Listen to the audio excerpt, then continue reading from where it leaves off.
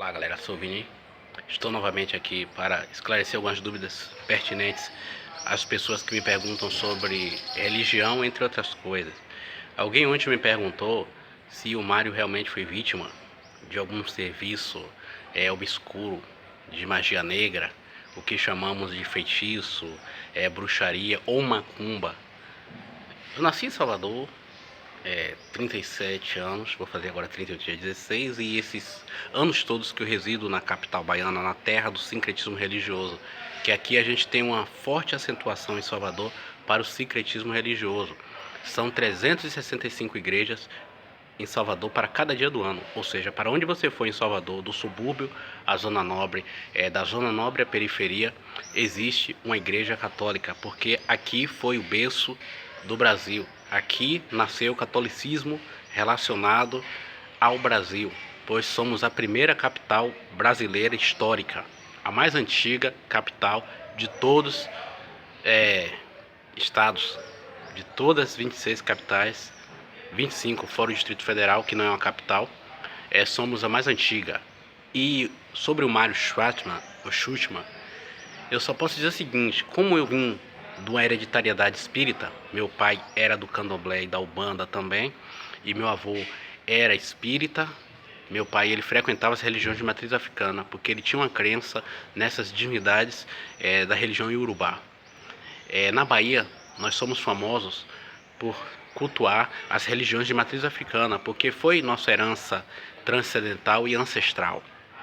E num podcast do Arthur Petri, o Mário ele começa a falar da Umbanda, de suas tristes experiências que teve frequentando aquele lugar.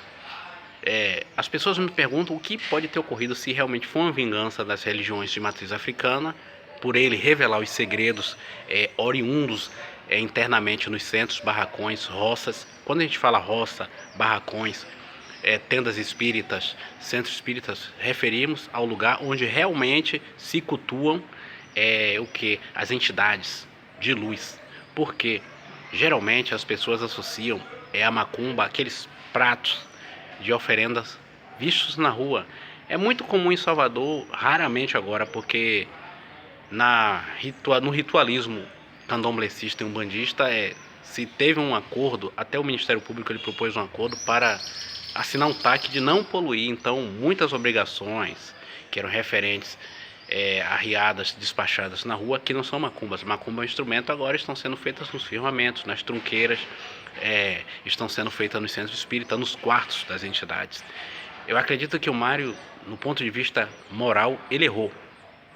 Ele errou em frequentar um centro que ele alega ter frequentado, e no podcast ele difamou esse centro.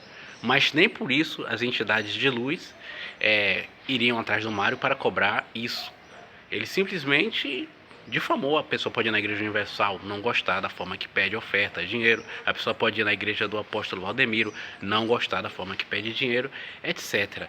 As pessoas podem ir no Dalai Lama, no monge, podem ir assistir aquela sessão maçônica e não gostar dos rituais, dos ritos de orc, das celebrações, das cerimônias que eles fazem. Pode ir na Testemunha de Jeová, não gostar também das liturgias. Mas não é por isso que uma entidade perseguiu o Mário. É análogo ao outro cara que comeu as oferendas aos IBGs, que é o São Cosme, Damião e Doum.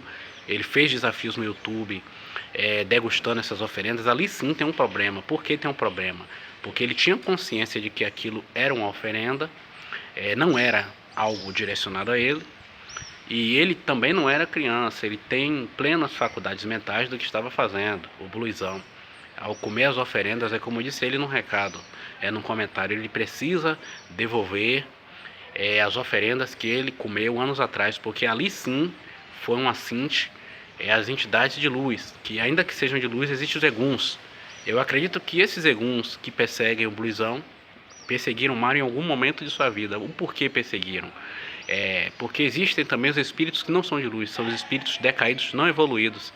E o Mário e o Bluesão, em certo momento, eles deram espaço para que essas divindades do mal, que existem também as divindades do mal.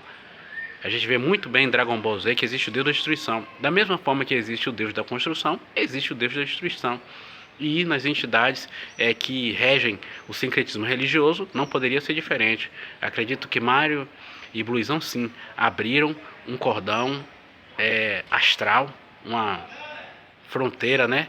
Romperam a fronteira astral e permitiram que essas entidades não evoluídas, desencarnados que voltaram como obsessores, estão obsediando, sim.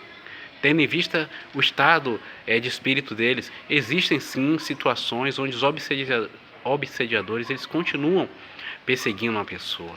E o Mário Schwartzman e o Bluizão e outros, muitos outros são vítimas. Eu posso ser, qualquer um pode ser. Aquele que tiver a guarda rebaixada, não vigiar, pode sim ter um obsediador, os espíritos obsessores atrás de si. Ainda mais quando eles mexiam em questões muito perigosas no ponto de vista astral. Eles foram além. Um ultrapassou a barreira do aceitável e se apoderou de uma oferenda que não era dele. O outro desafiou leis astrais e manteve essa verdade, mas ao mesmo tempo não se resguardava. Não tinha um escudo protetor. E esses espíritos obsessores, eles angariam energias negativas suficientes até para se tornar densos. E essa densidade pode ser uma forma de doença, pode ser uma forma de um acidente, de uma queda. Acontece assim no mundo espiritual. Essa é a minha opinião sobre essa situação lamentável, que não se sabe ainda se o rapaz morreu, mas que o fato dele ter ido na Umbanda e desvendado os segredos para um podcast do ponto de vista moral do sincretismo religioso foi um erro gravíssimo. Mas do ponto de vista que as entidades elas ponderam, não houve perigo nenhum, até mesmo porque ele não foi um cavalo. Ele não foi um aparelho destinado a transmitir mensagens mediúnicas a Arthur Petri ou a quem for que seja. Nesse caso, ele houve um desconto astral para a sua ignorância. Mas ainda assim, espíritos obsessores aproveitaram essa deixa e passaram a persegui-lo. Pelas suas feições, seus gestos comportamentais, é traduzido sim que há ali atuação de espíritos obsessores, os conhecidos eguns e as quiumbas.